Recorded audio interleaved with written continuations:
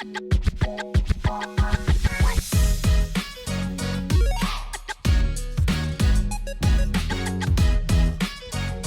everybody, and welcome to the show. I'm James, that's Katie, and that makes this the first ever episode 37 of Cloud Control. And man, not every day you get to open a show to talk about a Persona game, Kate, but that's where we find ourselves today, and this makes it already a fantastic podcast. Yes, and what's exciting about this Persona recap for us as well is I think this might be one of the only times where I'm actually ahead of you in a Persona game, because typically the roles are reversed and you're the Persona expert. But today I know something about Persona 3 that you do not. This is true. Yeah, we're both on this. Well, we're on pretty even playing ground with Persona 3, I think. But you're a little bit further in the game than me. But let's get to the Persona in a second. I'll just lay the show out for everyone quickly at home before we get into that. Yes, we will be talking about our first kind of thoughts on Persona 3 Reload today. And then for the second half of the show, it is kind of the second sister episode to our last episode, which was our awards show. This one is our predictions for 2024. Which will be Kate and I going through 5 predictions each for things that will happen in gaming for this year, as well as recapping our predictions from last year, which is an exciting activity because we have made, as listeners from the show will know, a wager on who can be more accurate with their predictions. I believe, what is it, Kate? The winner is able to pick a game of $3 value or less that the other person is forced to play to review on the show. This is correct. And so, yeah, I guess we'll go through our 5 predictions. In 2022, James, I beat you with a score of 2. You wanted to do 2 out of 5? That's not good. Okay. In 2022, that was how that went down. And I will tell you that our showing for 2023 has been worse. Oh my god. Okay, well, we're gonna leave that to the end of the show because we're gonna start off talking about Persona 3 Reload, but that's just a tease for later. But I can't wait. We got to talk about Persona because this has been a long time coming. Actually, I've been quoted on this show, I think, like probably some of our more original episodes, as saying like, oh, I'm going to definitely play Persona 3 Portable on my Vita, which has been an intention of mine for a long time, after playing 5 and 5 Royal and 4 Golden and all that. And then lo and behold, 3 Reload got announced, and here we are playing it finally. So this is a cool game because Persona 3 is basically like where Persona became Persona now. Like the first 2 really were more along the lines of Shin Megami Tensei, whereas 3 was the first one that sort of introduced the social link system and being a high school student and living that life is the simulation part alongside the dungeon exploring, which is cool. And so 3 Reload essentially is a modernized version of what the originals were. There's been a few different versions of Persona 3, but this is really like, hey, what if Persona 3 existed in a Persona 5 styled universe, with the fully voice acted cutscenes and the animated cutscenes and all the, the style and the music and the battle system. All those types of new mechanics. So yeah, that's kind of the background on the game. But I don't know, Kate, where do you want to start? What do you think of Persona so far? I think it's safe to say that we've both been having a great time with the game in the starting hours. Yeah, absolutely. I just think it's fantastic. Like I know there's a lot of maybe criticism to be said about games that have like a million different versions and you're encouraged to buy the game multiple times, whatever.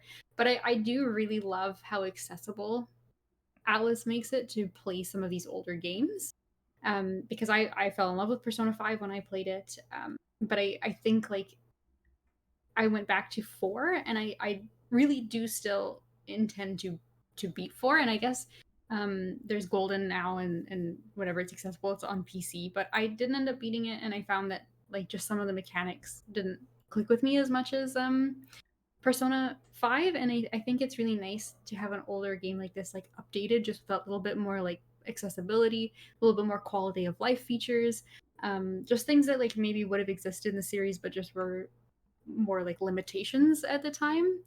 And so it's kind of like breathing life back into a game that I wouldn't necessarily have gotten to experience before. Or you would have had to slog through some older inconveniences in order to experience what you wanted to get out of it, right? Exactly, and I think like Persona, like it is the combat system of five. Although there's some new things which we can touch on because they are unique to Persona 3. And I'm really like kind of almost wondering why they're not in five because they're such great mechanics. But that whole system of like being able to control your party members, and how tactical you go through the dungeons and how you approach every single fight, like that, I really think that I would maybe have struggled to play it if I was just controlling just the protagonist character because we all played those games and it's like, oh, that guy's like, he was wasted all his mana. I was down like five Hmm. health. Why did you heal me, you idiot? Or Yeah, or like, oh, why did you waste all your mana killing that guy who was at 2% health when you could have saved it for yeah, later on, exactly. It's like, oh, Hmm. this is an easy enemy. We don't have to use our mana. We can just like go in with our swords and whatever. And but there's none of that. It's also really neat, I think, to go back and see like I think it's cool. I've sort of had this revelation, and it must be really interesting for people who have played the series more like in release order because I think there's so much that like I see of Persona 5's DNA in this game. And I think especially with your companion characters, they get kind of these like similar archetypes, right? Like I met Junpei and it's like, oh, that's the Ryuji of this game, of Right. course. And like Yukari is like, oh, that's Chie, or that's again in Persona 5. And I think it's really, or it's like Anne, and I think it's really neat how like that must like that like persona vibe is so strong between each game, and Yeah. I'm experiencing it on like rewind, but to see like a new game come out and you see a character and you're like, oh, that's the Junpei. Like Ryuji is not, it's not that Junpei is Ryuji, it's that Ryuji is Junpei. Exactly. Yeah, and it's Yeah. interesting because you can almost play them interchangeably. Like it's not, it's kind of like Black Mirror. It's an anthology. Like what they're not Mm, based on each other, but they all have maybe some tissue that's connected between them. It's the mhm, similar being in that similar high school setting. And there's all different mhm, confidants and different characters around the school that you can talk to, and this time the school store sells different food inside and there's less selections, for example, but it's the same idea. It's that comfy cozy Persona feeling that you get starting to play this game is kind of how I've felt, at least. And mhm. um, it's interesting you bring up the characters first before the battle system, because that's where my mind goes as well with Persona. And so far, I would say, like, as far as the cast of characters in this game goes, I've really been enjoying like the vibe as a whole. Like it's quite a dark game in terms of its theming and with like the persona and supernatural stuff. But in terms of the characters, like it's quite upbeat. Everyone's having a good time for the most part. But I wouldn't say I love any of the characters yet.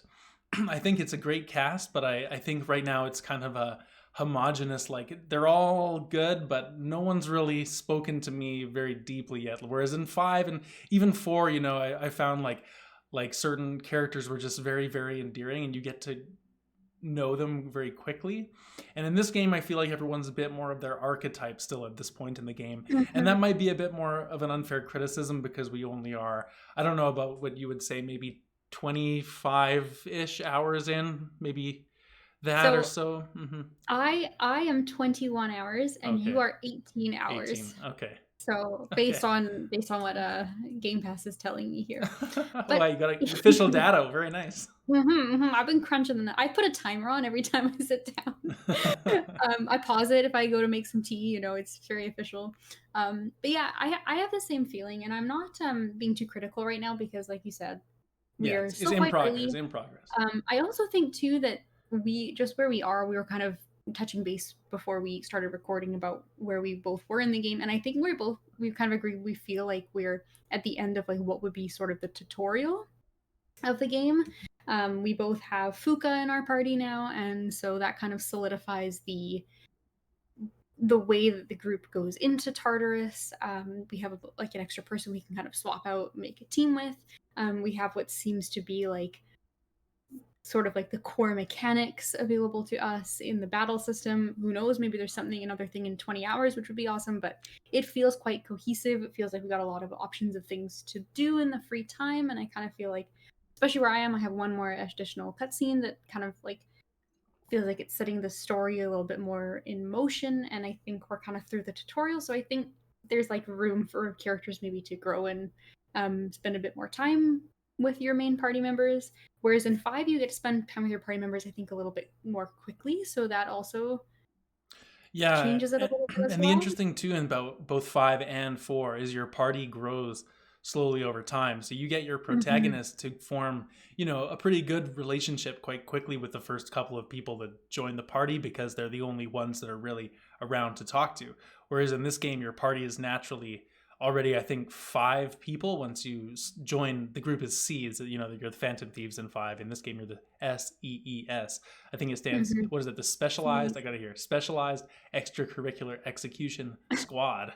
The C's. Could you imagine going to your school and to the principal and being like, "I'd like to start this club," Yeah. and it's Don't called, ask. and that's what it's called. They're like, I'm like, there's okay. the chess club, Yeah, there's I don't the know book about that one. club, Yeah, and we might now have to. this. We might have to get special signatures for this one. But Yeah, I mean, I guess he is involved, so there's sure, that. But sure.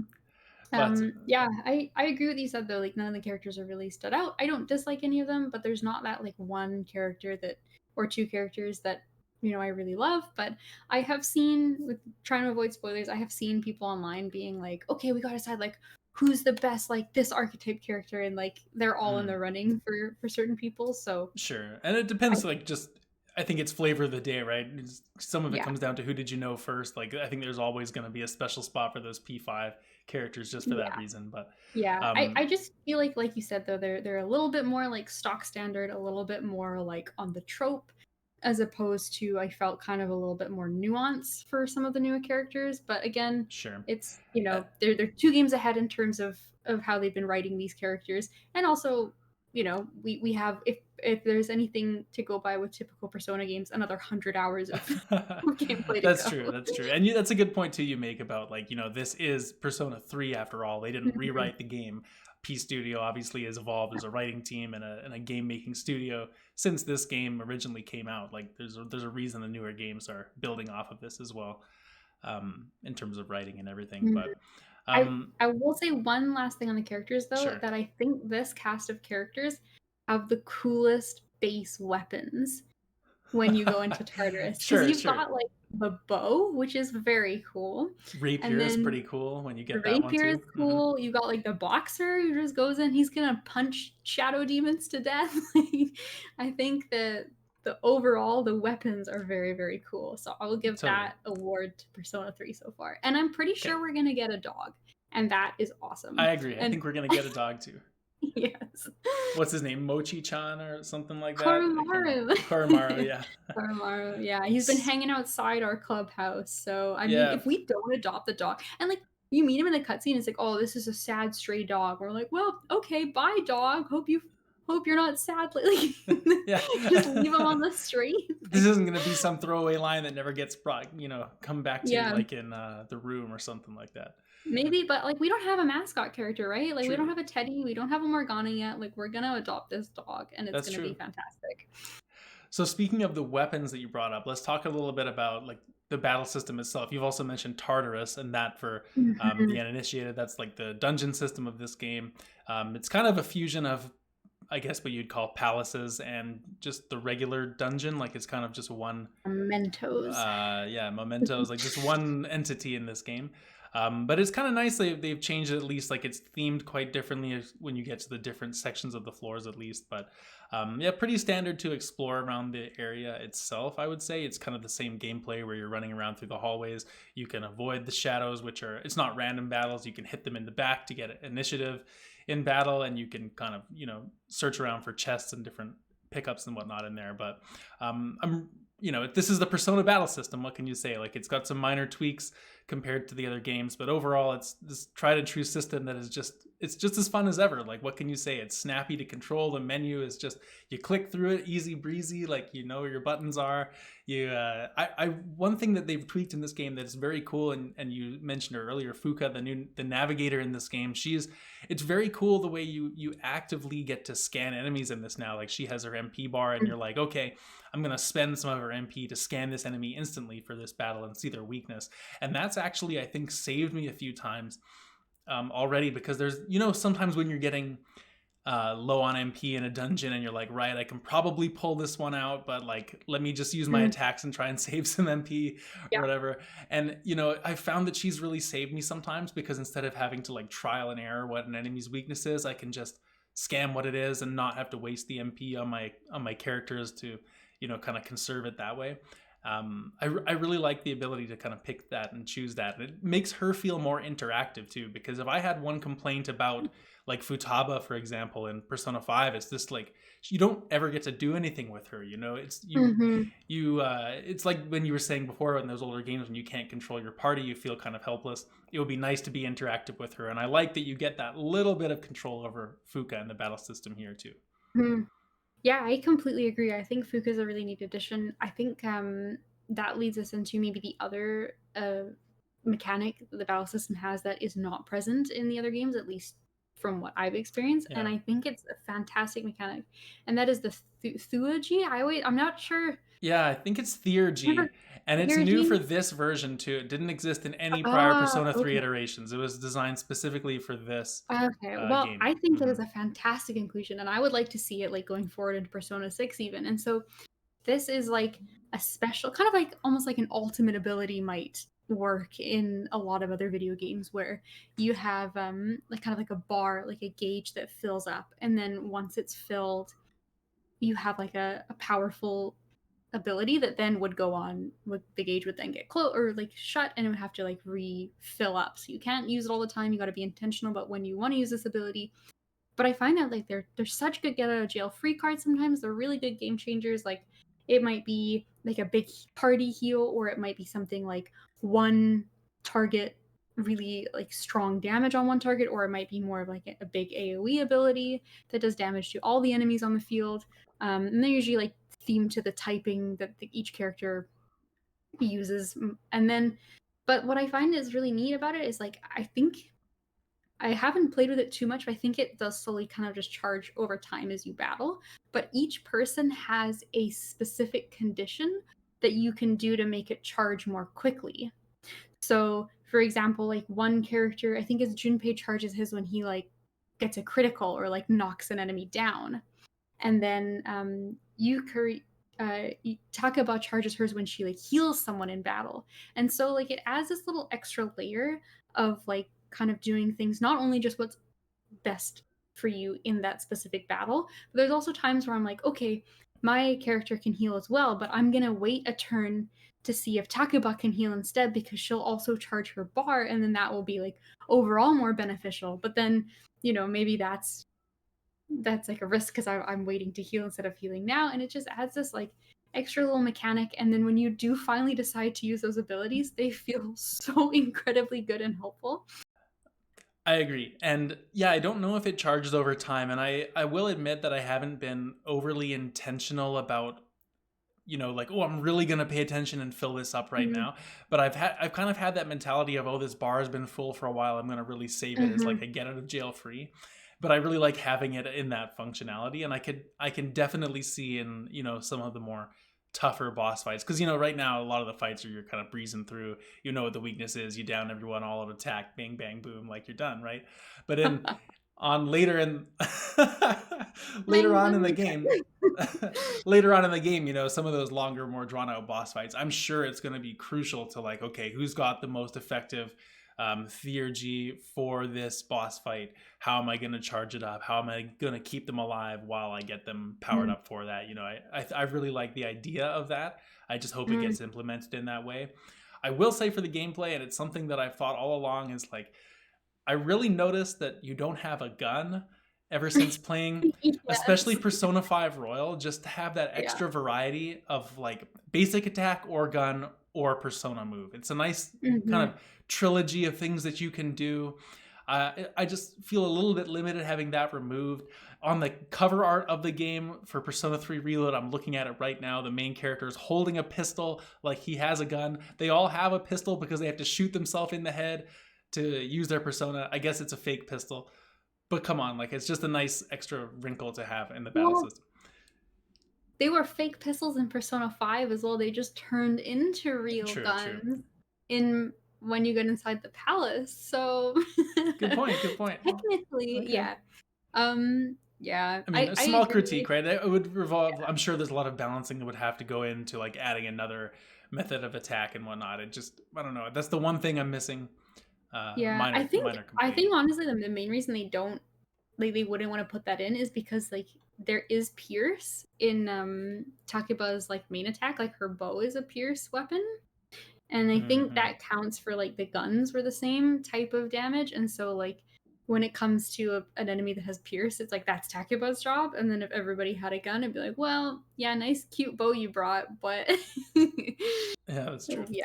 That's But true. yeah, I guess you can't throw everything in, and maybe that's too many things on top of also having the theurgy system. Um, and maybe that's like there's you can only it's like that like guy in the infomercial that's like got those limes and you just can't hold them all. Yeah. And like I guess the point where there's just too many things, and then you stop using mechanics, and it's like, well, It's why bloated, is it right? in Yeah. there, right? It's Hmm. bloated. But no, so far I think it's really interesting.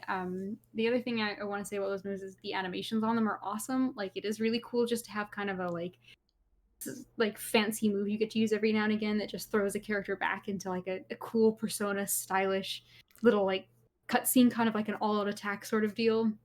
And I think Persona 3, if we can move on to that section of it now, is like gorgeous. I mean, of course it's It's gorgeous, it's a gorgeous. Persona game, but I love the style of this. It's obviously very very different from Persona 5, but like the menus are just that like I don't know, that like crystal sea foamy blue, and the way it's kind of got like a piece to it. Like I think Persona 5 was very, and Persona 4 as well, they're very like bold colors, and I think they're very like almost aggressive, like in your face, like really like Yeah, like that strong, red and black in bold. Persona 5 is quite Yeah, striking, and it's almost, you could yeah. almost describe it as difficult to look at in a certain sense, even though it is very pleasing the way they present it. Yeah, and like I love it, and I think Persona 5, the package was my favorite, but I think it's the music is doing a lot of heavy lifting for Persona 5. But I think 3 just has this like kind of a little more elegant sort of look to it, and I really enjoy that. But then it's tied into this like kind of almost like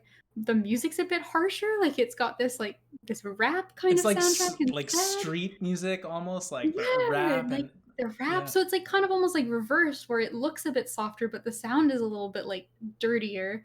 But I just love it. Like I will leave the min like that's probably like why some of my game time is just like, oh, I'm gonna go make some tea, but I've like left the game on so I can listen to it as I go.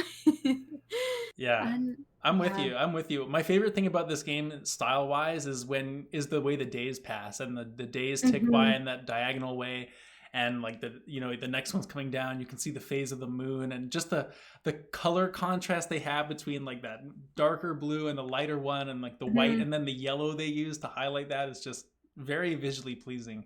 And even Hmm. even as the days are passing and it goes like afternoon and then it says evening and Hmm. the clock hands like come down, Yeah. that looks super cool as well. They just have this way they present information in these persona menus, and they're just so minimal and so well Hmm. designed that you just completely understand what you're looking at. There's barely any words on any of them. You just see the information you need. Like, when you're leveling up your social stats, it just says like courage, charm, intelligence, bing bang, like 1, 2, 3. Why am I doing all these weird words today? What's going Because on? because clearly you're hungry for a Big Bang Burger. What's the name of the burger place in this place? The chicken shop? Oh, I can't remember I don't now. know. It's not as good as Big Yeah. Bang Burger because So I call it Big Bang Burger is the that's problem. right. And it's not. Yeah, Have yeah, you yeah. completed it? I've No, completed I it. haven't. I've barely been eating the chicken burger. I gotta go and do it.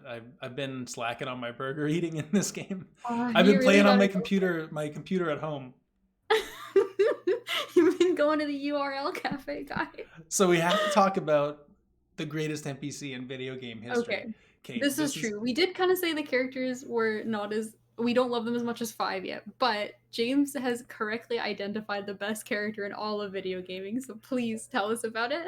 so in Persona 3 there's this place you can go. It's a nightclub and you can go there. There's actually one thing we didn't mention earlier, but there's actually two confidants you can spend time with in the evening in this game, Hmm. which is very cool and something that I don't think is in 4 or 5.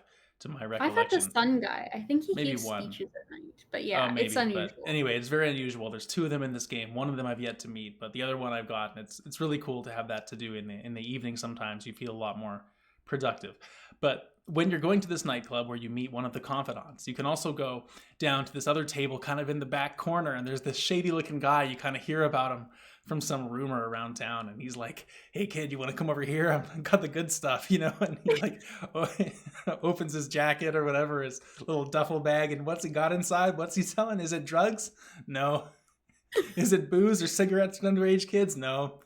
This dude, this dude's selling pieces of paper with URLs on them, and you're gonna take them home and type them into your computer and see. And they're not even for like deep dark web like classified websites either. It's like, oh kid, like you want to play like this game on Newgrounds? Yeah, exactly. You know, like this game came out in 2006. I'll say I was around in 2006, and I don't think anyone was writing URLs down. And if you were, like, if you were making money off that, power to you, because that is some damn good marketing. Selling a URL In a nightclub. in a nightclub. So I love that guy so much. He's nameless. I don't think he actually has a name. He's just like It's just shady like looking URL man. guy, like But shady guy, yeah. in the end of this year, when we're doing our awards for best character, URL guy. It's done. It's done. He's already won. Let's say that is a bonus prediction for the episode, that URL guy is the best NPC of 2024. I like it. I like it. Man, that's a good note. Is there anything else you want to talk about with Persona 3? I think we'll probably be checking back in as we play more, because it's 200 hours long, but yeah, I think we'll play a little bit more. We'll leave it. The only kind of thing we didn't really touch on so far was the story, but I think we kind of just have the vague premise right now. And like you said, it's dark. There's coffins. There's this like dream hour. That's actually really cool. I like the premise of it a lot. It kind of reminds me a bit more of 4 than of 5. I agree. Yeah, it's very 4 similar to 4. Yeah, and it's this like hour that happens after midnight, or at midnight each night, and there's an hour that like most people can't experience. It's like time pauses for a split second between like that split second when it turns midnight, and then certain people, of which you're one, can experience this bonus hour where crazy things happen. Yeah, but this is where like the shadows come out, and they sometimes like terrorize people, or they take them into the hour, kind of like how people go into the TV in 4. And there's just this kind of like really dark, like dangerous, scary, like people turn into coffins if they don't wake up during this hour. Like it's just a really creepy kind of atmosphere. And obviously like this is one of the main mysteries, and that's when we can go into Tartarus, which is this like just this massive looming tower, and it's where the school normally is. And so that's, you know, probably not a coincidence. And you don't say. Yeah, so it's cool, but I think maybe next time we play we'll have a little more. Yeah, we'll maybe noodle some more on some theories and where we think it's going and everything. We'll do like a midpoint check-in maybe, but yeah. That will maybe close us out on Persona 3 for now. Everyone should go play that. If you have Game Pass, you have really no excuse other than maybe the time commitment, but there you go. Kate, it's time to move into the predictions part of the show for today. So like we said at the top of the show, we're going to quickly recap our predictions from last year, see who won our little competition, and then get into our 2024 video game predictions.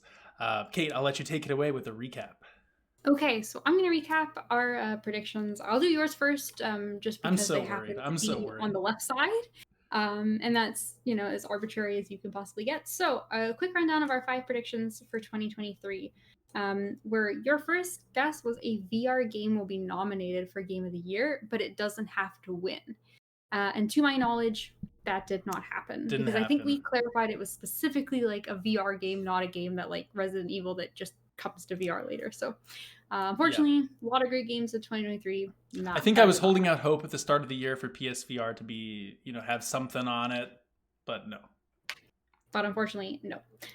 Next up, you said that Game Pass will get its first criticism, and it will increase its price, maybe $5 to $10. It's still going to be a good deal. But to balance this out, they will give one of 2 excuses. One, that PC Game Pass is matching the console. And two, that the partner they will give to soften the blow. They're going to give a partnership with a sports streaming service, Okay, that's and not crazy. people aren't going to like that. Mm. So when going through this, I thought to give you maybe a half point on this because Game Pass did actually increase its price in 2023. Okay, they just didn't You know, soften the blow, so I was just they being didn't nice. soften the blow. We just had to eat it. So So y'all would like you that can. sports streaming service now. Well, I know we laughed at you back last year, but imagine if I could be paying extra for Game Pass and not watching football still. So there we go. So it's a half point. So your next one is Persona 6 will be announced, and it's going to be set in America, which would be quite shocking. But even more shocking, we've still heard nothing about Persona. It's in a race with Next, Hollow Knight. oh, well, I think Persona's going to win. Come on. I do too. So next up, we have a new 3D Mario game, like an Odyssey, potentially like an Odyssey sequel. Less worlds overall, and an open world zone idea where you play as characters from the movie, such as Luigi, Toad, Peach, or Donkey Kong. Mario for most of the game, but other playable characters. That's a dope prediction. Too bad it's not true. That's a hella good prediction. I'd like to carry that on for 2024, but Mario Wonder, I think, was the big one, and I don't think that quite what you've described. And then finally, this seems like a prediction you really wanted to be true. And that is that Insomniac's Wolverine is going to be a more story-driven than the rest of their studio. And you even outlined a gradient where Ratchet is the least story, then Spider-Man, and then Wolverine. Oh, that's a good gradient. I love gradients, everyone. If you listen to the show. And you said it might be akin to something like a Naughty Dog game, and then in brackets, maybe he hangs out with Nightcrawler. It all sounds great, but I guess that not. That sounds fantastic. Unfortunately, I haven't seen the two of them together yet. So well, Nightcrawler teleports. He's hard to find. That's true. So maybe that'll continue on. So I've got half a point here. This is great. Okay. Half a point. Okay. Now, how is your confidence level going into reading my predictions? I mean, I gotta think one of us will at least get one of our predictions right. So I gotta think that you're gonna win. But at the same time, like 0 is on the table for both of us. So I'll say you win though. I'll say you win. Let's see. All right. Let's see how I do. So my first one was the Game of the Year winner will be an indie studio. And the qualifications for that being that they've never won before, and also it is not a full price game. It is a smaller scale game. I don't think anyone could describe Baldur's Gate 3 as a smaller scale game. I do not think so. So nice try. Unfortunate. My next one, because I often like to do a anniversary prediction, is that it was Spyro's 25th anniversary, and we would get a brand new Spyro announcement with an open zone game, kind of like a hub area, and then sort of like open zones you go out. And I said, unfortunately, one of the areas will have a skateboarding minigame. So no point, but I am saved from having to skateboard. Interesting. We both had an open world kind of prediction. Yeah. Mm-hmm. It's not a bad guess. Third, of course, I went for my second year in a row of predicting that Persona 6 will get announced, and it will be purple in color scheme. Yes. And spoilers for our upcoming predictions for the year, because that's still on the table. Then I put, which I think was like such a good, these last two, man, I wish they were true, is that Red Dead Redemption would get a TV show announcement, because my God, there were a lot of TV show announcements in 2023, and I still think that Red Dead Redemption is like the best franchise to take. But they haven't followed me up on that one. Mm-hmm.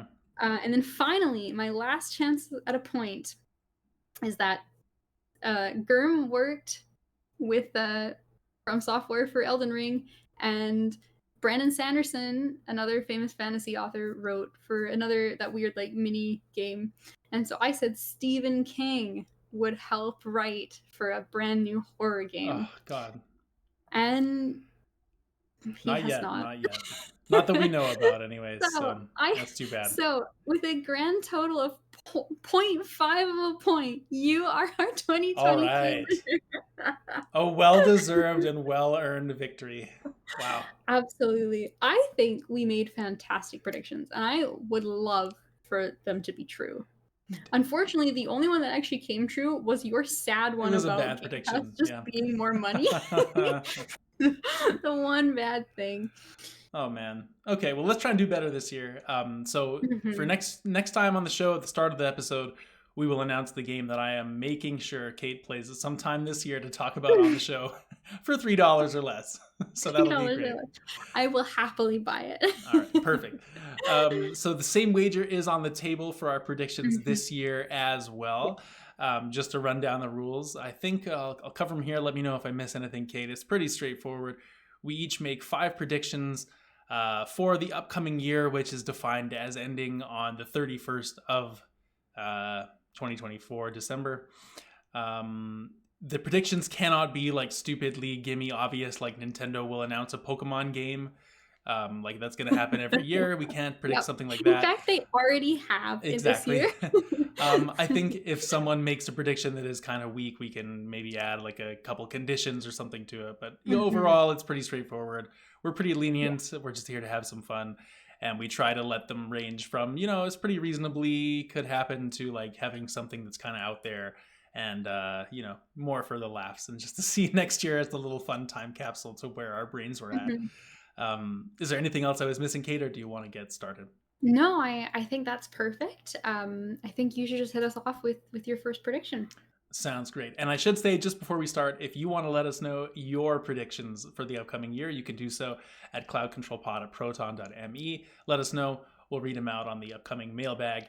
And if you score more points to Kate and I on the upcoming year, then maybe you too can earn some kind of prize from us. So that'll be great.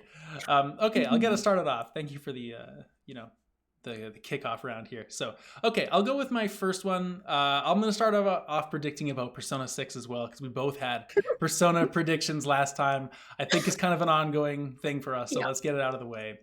Here's my Persona prediction. We both go with a color. I think Persona is going to come out, but I'm adding 3 conditions to my prediction, and I want to know. Do you think I need to get 1 or 2 of them right to be considered correct? But let me know after I tell you what they are, because they Okay. might be too basic. Okay, the color, it's gonna Mhm. be like a dark green kind of tone, Oh, I would like like that. like a Like a British racing green or like a yes, forest. like a Yeah. darker kind of emerald green kind of tone. I hope Um, so. there's gonna be a female protagonist. Mhm. It's not gonna be optional. It'll be female only Okay. protagonist.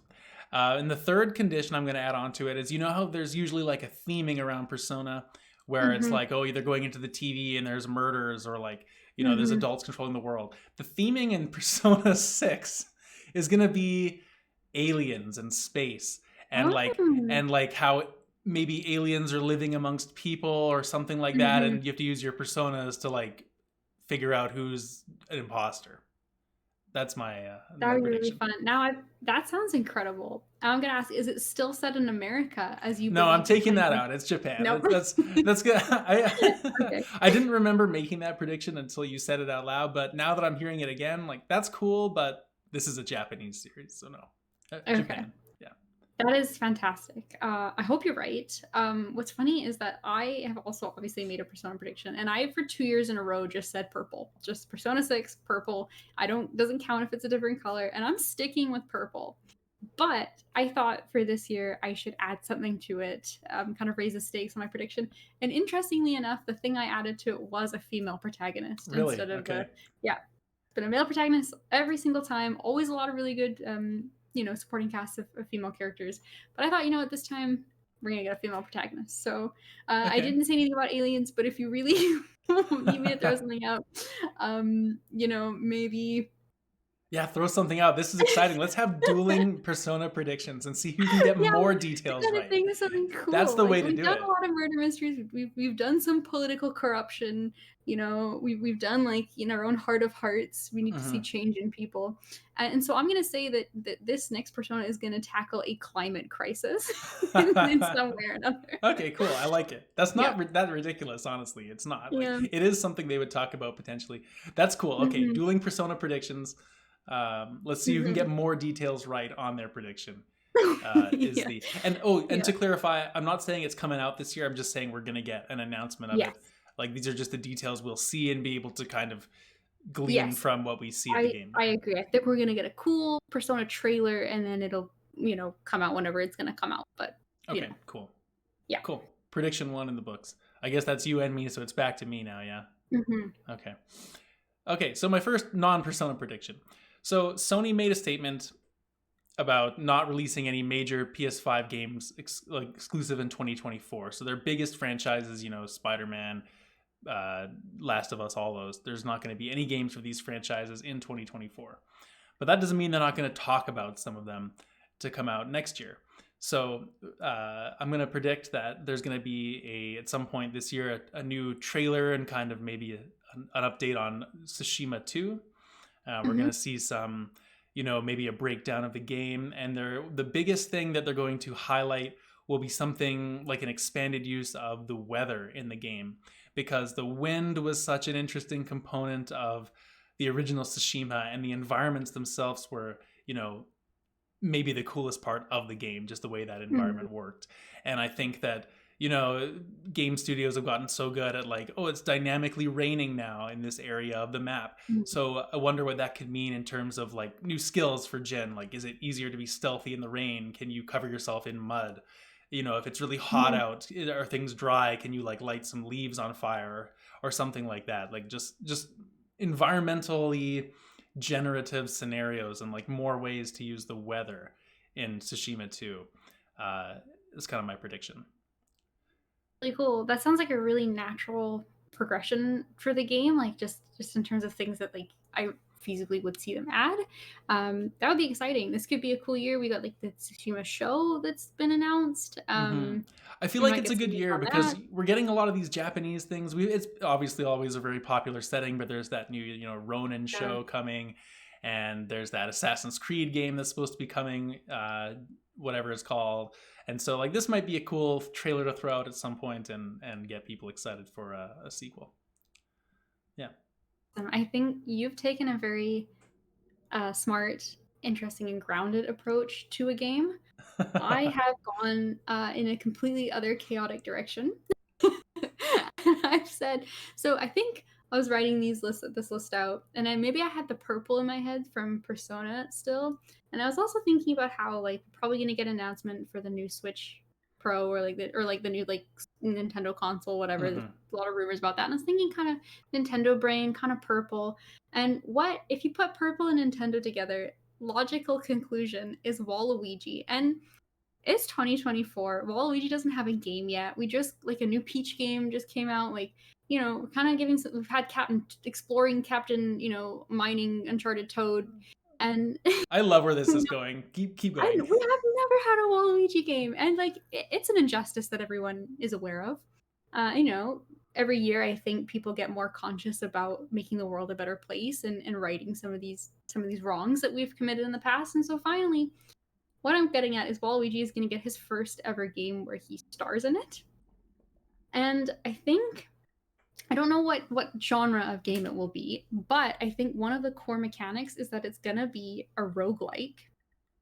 But the progression is going to come because what the main thing we know about Waluigi is he's a big cheater.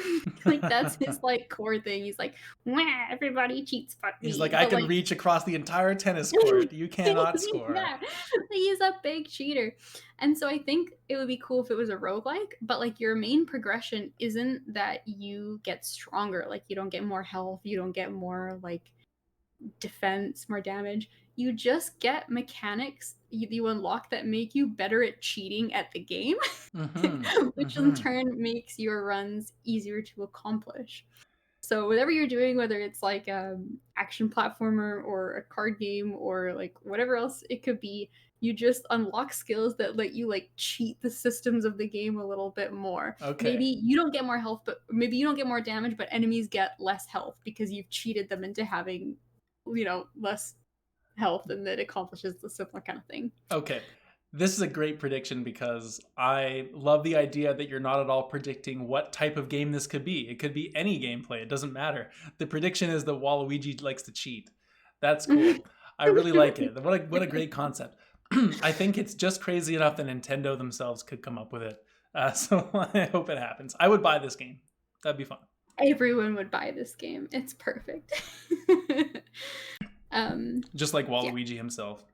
exactly. The Okay. long-limbed man himself. I hope that the purple theme continues throughout all of your predictions. Everything is just purple. Let me just do a few quick rewrites. You go quickly. Just Okay, give it a yeah. second. Let me just speed up. It's funny because the next prediction I have is actually, you could argue, green, just like my Persona prediction. Oh, okay. I have an Xbox Game Pass prediction because apparently that's an Okay. annual thing that I do as well. I totally forgot that I predicted that last year. I did not go through and look at what we did. So this is interesting because I've gone a different route this year. So my prediction is that they're going to be changing around some of the tiers in Game Pass this year.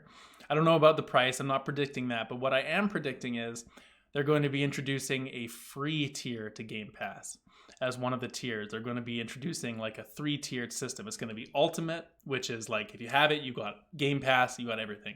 Middle tier is like pick what you have. Do you have a computer? Do you have an Xbox? Do you have it on your TV? Like where do you want to buy Game Pass? Do you want it just on your phone Mm-hmm. for xCloud and the mobile games? Where are you using it?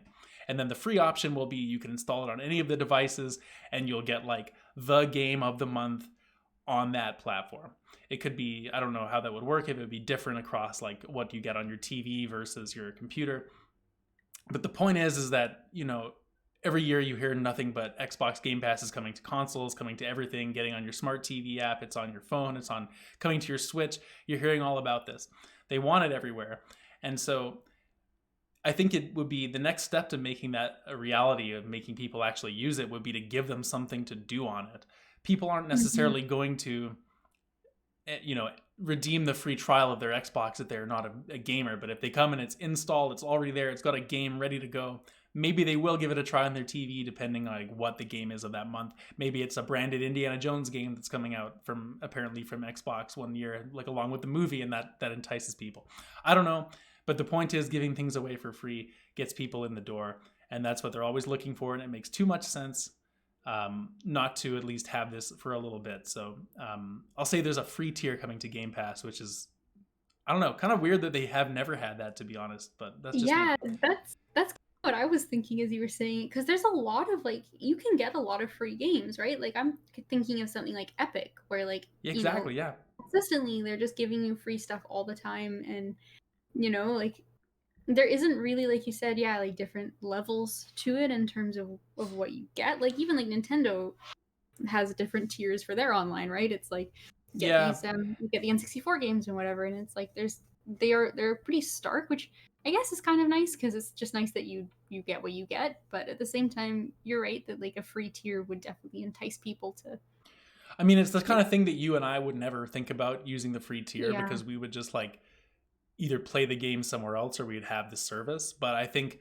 for Mm-hmm. when you just think about the swaths of normies out there, like our mom and stepdad just bought a new TV. They don't really play Mm-hmm. Xbox, but if there happened to be an Xbox app on there with like, they're really into F1, if that happened to be the game of the month when they just happened to buy their TV, you're damn sure they're gonna play it and check that game out. And maybe then all of a sudden, they might get into Game Pass because there's like an NHL game on there or something else. Like there are routes where that would be beneficial.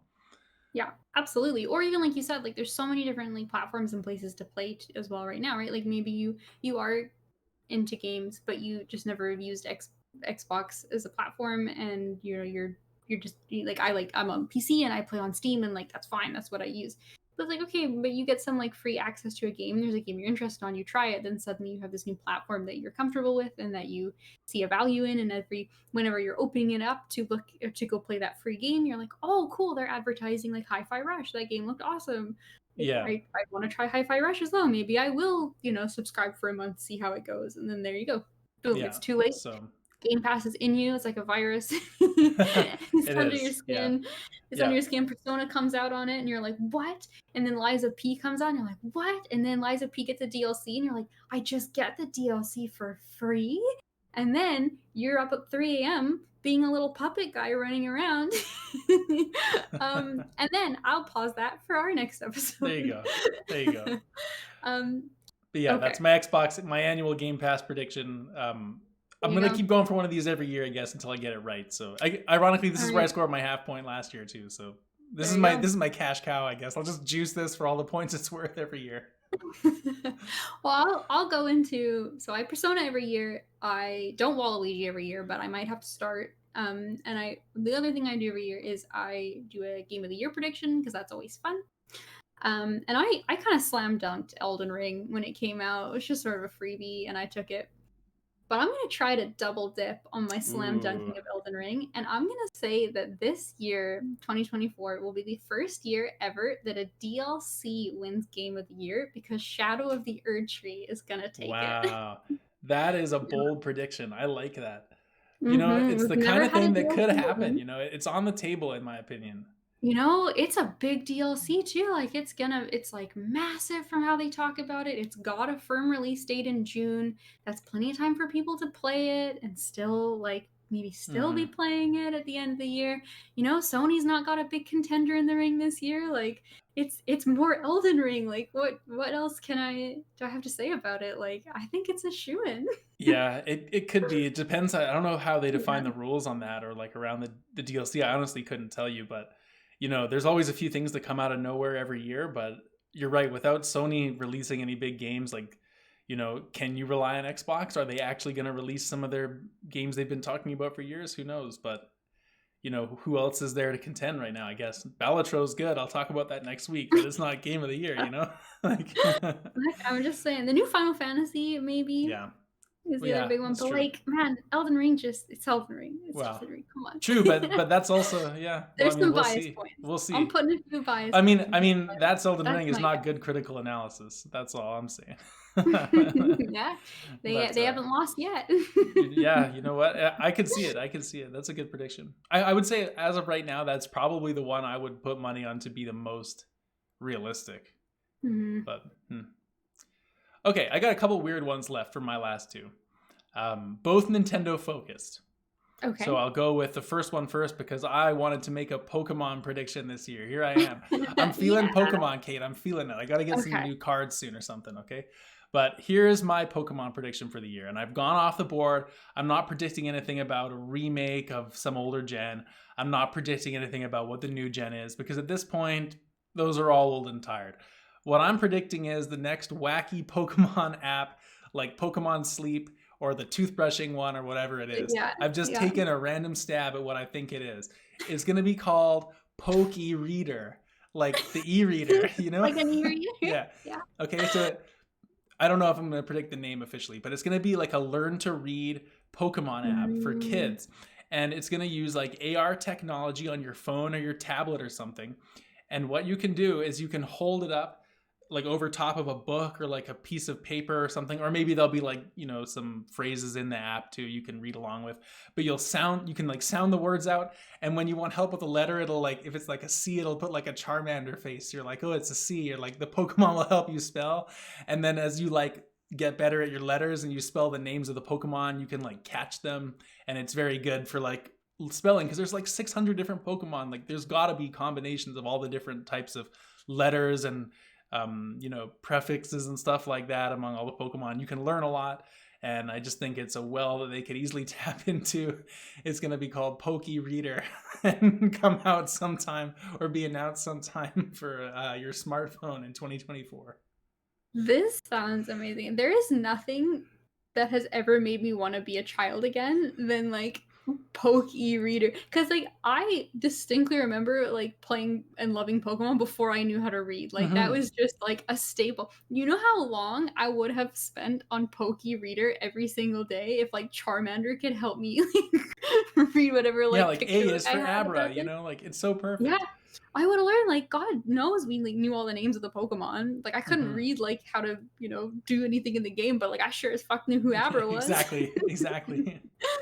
That is awesome. I hope that's true so much. And you're right, like, they do like to have these kind of, like, wholesome, like, brush your teeth, have good habits, or, like, go to bed and, like, get sleep points and It's stuff. Like, like they get companies to pitch like generic apps for wellness to them sometimes, and then mhm. just put like Pokemon skin on it and then send it out. Yeah. Like Pokemon Sleep, for example, that's just any sleep app, but now it's got a Snorlax. Yeah. This is I totally within the realm of something they could this do. this one I think is a little more involved. than just like, Hmm. here's your generic, go to sleep app. But I think it's also by far the coolest one. And like, it's my favorite prediction we've made so far. Thank you, thank you. I laughed out loud when I wrote this down last night, to be honest. So. Poke e-reader. That's incredible. I wish my regular e-reader that I use every Oh day was a man, Poke yeah, e-reader. that was fun back in the day, scanning those cards. Yeah, it was. It was a good That time. I still Machop have a Boulder couple in my game. binder. Yep. That's the only one I can remember, honestly. Machop Boulders. Chop boulder. We have a Uppercut, few. or you could do the uppercut or the straight jab. Okay. Anyway, give me your next prediction. Okay, so I was sad that Red Dead Redemption TV show isn't a thing, and I really still think it should be because it's just the best game that makes the most sense to It would be a be a wicked show, I show. think. So I don't know like what Rockstar does with all their time and their GTA money, but I think they should make a show. But I pivoted and said, oh, I'm not gonna do that again. I'm gonna predict something else getting a show. And I think what would be really cool was it would be to get a Hades animated show. Okay. Like Supergiant's Hades. So we got Hades 2 coming out, and like so we know they're kind of living in this world a little more than they have with some of their other games. And I think, like, yeah, it's cool. There's Fallout, sure, there's Borderlands, whatever. But like imagine if there was like kind of like a animation in the same way that like Arcane is just that like god tier level like best thing you've ever looked at, but it was with Hades and all like your cast of characters from that instead. You're making me That'd drool a little bit over here about this show. be Oh my It'd be god. so cool. You know what? Out of everything we predicted, barring Persona 6, this is what I want to be real the most. Like, this sounds.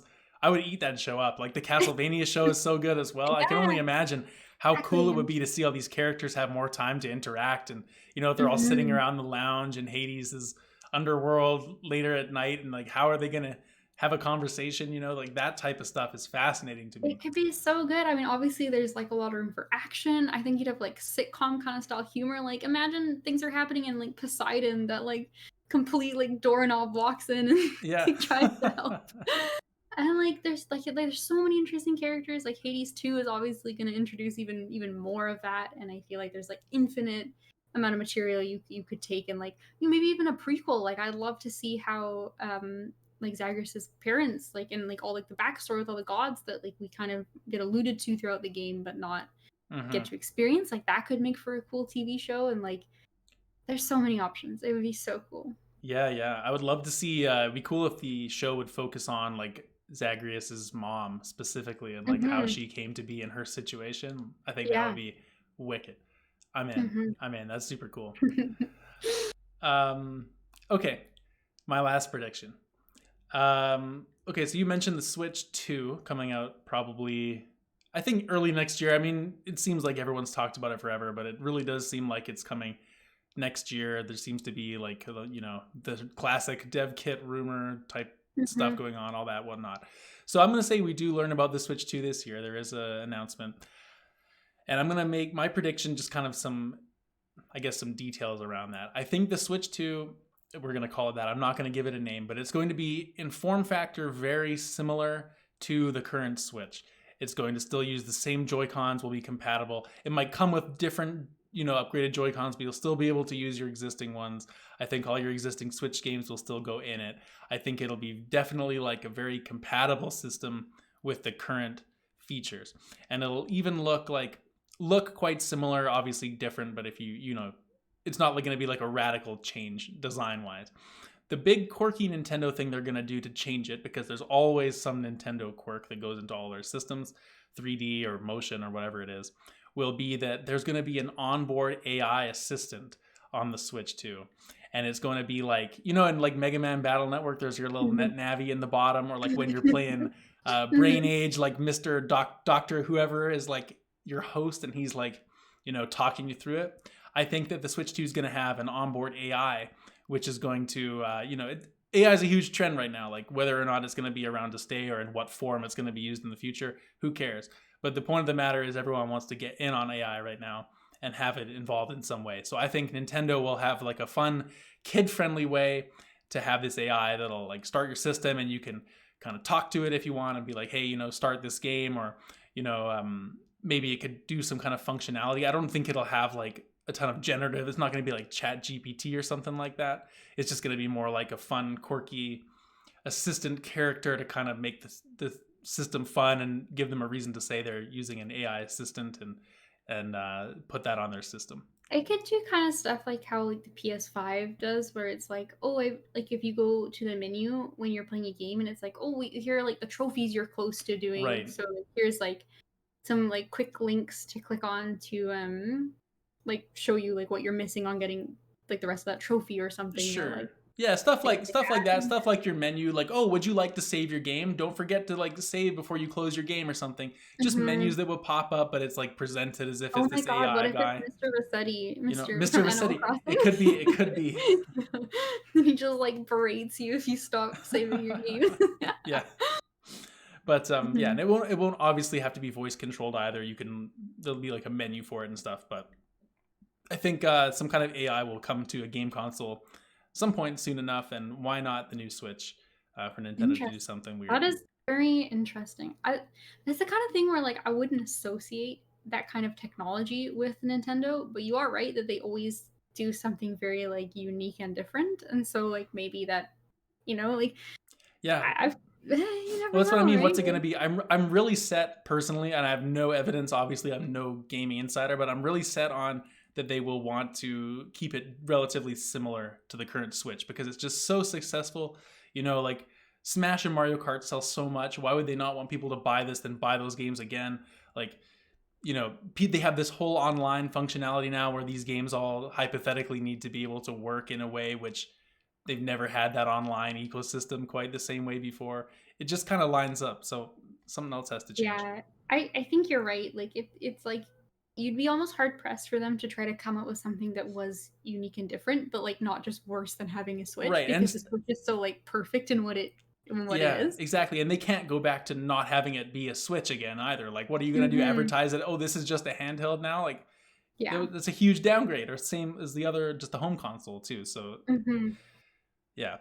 Yeah, you're right. That's spicy. But then you're right. They do need something to kind of be like, but it's new, and Yeah, and it's because that's also, just the and the other thing Nintendo too, and then we way. can get onto your prediction is this also wouldn't be, I mean, it's expensive to develop it, don't get me wrong, but it's not like every model of this new system would have to have, you know, this new hardware component to, you know, run this new camera that's using a 3D feature or something. As long as it has a Mhm. powerful enough hard drive, it can run just a software program like an AI. So it's, you know, maybe a little simpler. Anyway, Mhm. what's your last prediction? So I've saved my favorite prediction I've made for last. Probably my least likely one to be That's true. the way it goes.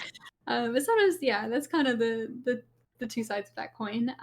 But I have noticed a trend, and by trend I mean I can name two games where this has happened, and therefore it's a thing.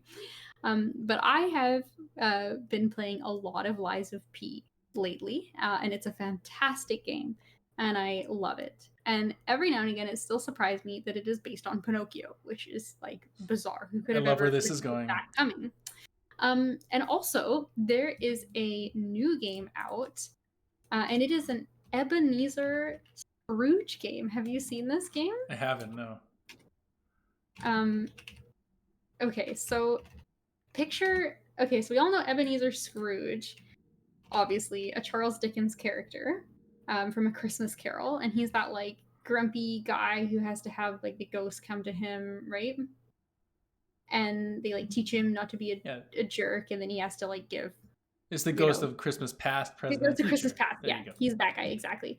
So there's a game that is like you play as Ebenezer Scrooge, and it's like a platformer, and Okay. like a Metroidvania platformer, and like your double jump is like ghosts like push you because you jump once and the ghosts like help push you, and like they legit like I don't think it's like to the same level of polish as something like Lies of P, but there is an Ebenezer Scrooge game, Charles Dickens. So I'm like, okay, this is like the new thing. And we've had authors, I think I talked about earlier with my Stephen King prediction, we've had some authors that have been working on video games, and we are gonna see some more like classic books turned into games. And so, of course, the next logical step is which game is going to be 2024's, Yeah, book or like the next interpretation. version. Yeah. So The game I came up with first, and I was so proud of myself for this, actually already has a video game. No way. Okay, what game? um, it is Where the Wild Things Are. There's a game for Where the Wild Things Are? Now, it is kind of like one of those crappy movie tie-in games because there was like Oh, the 2010 or like a new Where the somewhat Wild Things Are. recent movie, and so there is a game tie-in for that, and I felt like that was enough that I couldn't use Where the Wild Things Are anymore. Even though I thought it'd be so cool because like there's those big monsters, and if it was like kind of like Lies of P style where it was like making it really serious, like you could Yeah. fight them, they'd be like, cool monsters all have different like abilities to attack you. So I know I had to scrap that. I thought that was great. I was quite sad when I had to put that in the bin. But I've come up with another game, and I have one mechanic for it, and I think that alone sells the game. So the series is Beatrix Potter's Peter Rabbit. Of course it is. Yeah, of course it is. Beloved classic, you play as this cute bunny. Graphics are so good now. He could be so fluffy. Can I guess what the mechanic is? You may guess what the mechanic is. You have to press A as fast as you can to squeeze through the gate when stealing the radishes. Okay, there's two mechanics, and one is to furiously press A to get through the gate. And the reason that you'll be so frantic to get through the gate is because of the second mechanic, and that is going to be tied to Mr. McGregor, Peter Rabbit's greatest villain. And he Some may is say his only villain. some could say. And so Peter, okay, so for anyone who doesn't know, Peter Rabbit is this character. He's kind of like a Winnie the Pooh sort of kind of like that. He's that a little style of rabbit that character. gets into mischief and like has to He learn his lesson later on. he does all sorts of mischief. He always goes to Mr. McGregor's garden and like he eats his cabbages and his carrots, and his mom always tells him not to go because Mr. McGregor will catch you and put you in a pie. But he goes anyway because he's a little greedy guts and he's quite naughty, and he is always there causing trouble. And Mr. Gregor is always trying to like graphically kill him. Like he tries to stab him with rakes and like all sorts of horrible stuff. And Peter always just like gets away just the skin of his teeth, but he like leaves his jacket behind, and and he's got to go get it because his mom's gonna be mad and whatever. That's Peter Rabbit. But anyway, so Mr. McGregor is like obviously he's like this gardening man. He's way bigger than you. He's a farmer, so he's got that farmer strength. Quite a formidable foe. So I think he's gonna be like a Mr. X style character, where like he is invincible. You cannot defeat him. There's no way Peter could go toe to toe with Mr. X, but he's gonna be this like constant looming presence that's like always like potentially just around the corner. And all you can do when you see Mr. McGregor coming is like try to escape as fast as possible. So it might have to have like kind of horror like elements. Okay, I've actually set the perfect comparison to this game in my head right now. What you remember the other day when we were talking and you said that the game I was talking about was a perfect comparison of two very unrelated games? Oh What was it? yeah. Oh, I can't remember. Okay. It was like a character. It was a character, and I said it was like something. Yeah. I Oh, can't whatever. We'll remember. come to It's it so later. But good. anyway, this Yeah. game you're describing sounds like it would be perfect to me if it was a mix of the Untitled Goose Game and Little Nightmares. That's exactly what it is. Yes, it's Untitled Goose Game because you just are a little shit and you It's cause like, problems. yeah, Like horror Little Nightmares kind of. But Interesting. then Mr. Gray would genuinely be Jeez. scary. Yeah. You know, It was a character, and it was Captain America. It was that guy from Helldivers. oh yeah, it was the It was Helldivers. Captain America with Zap Brannigan from Futurama. That's a great one. That's what it was. God. Okay. Yeah, Okay. from So you're Helldivers. predicting a Beatrix Potter Peter Rabbit video game involving Mr. McGregor as an unkillable, daunting enemy type. Correct. Okay. You have I like you it. have I like gotten it. that correct. I hope you get it correct too. But we'll see. Wow, God. That's a prediction. That's the most unhinged prediction we've ever had on the show. That's for sure. That's for It's sure. a hot take hot. for sure. Okay. Great. Well, I guess that's going to end our little predictions section here. So maybe just for the convenience of everyone at home, we'll go through our predictions very, very quickly. I'll go first. I was saying Tsushima 2 will be announced with a new weather system, giving new options for abilities. Game Pass will change its tier system, including a new free tier system for everyone on every device. Persona 6 is coming, including being dark green with aliens and a female protagonist. Pokemon has a weird new spin-off coming called Poke Reader, which will help people learn to read by sounding out words with the sounds of Pokemon. And the Switch 2 will be announced to come out next year and have an onboard AI assistant which helps you do various tasks with the system. Those all sound really possible, very probable, almost guaranteed, in fact.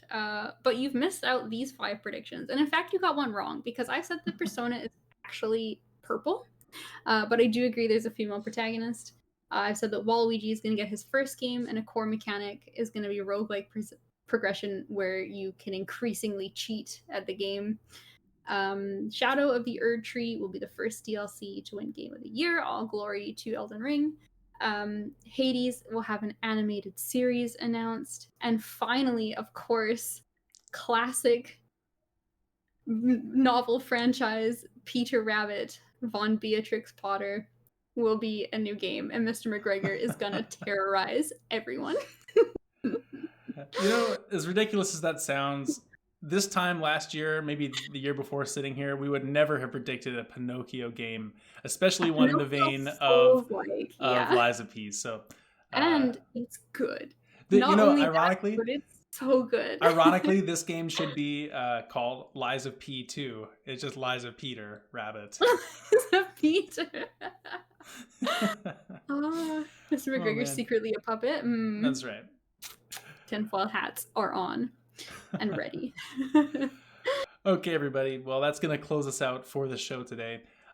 We'll be back in 2 weeks' time, where I will let Kate know what game she'll be playing. We'll talk about some more games we've been playing. Kate obviously has a lot to say about Lies of P. I've been playing Balatro. Might talk a little bit about some Helldivers as well. We'll see. It'll be fun though, regardless. So thank you all very much for listening. And remember, this has been Cloud Control, the podcast that's not just good, it's good enough. We'll see you on the next episode.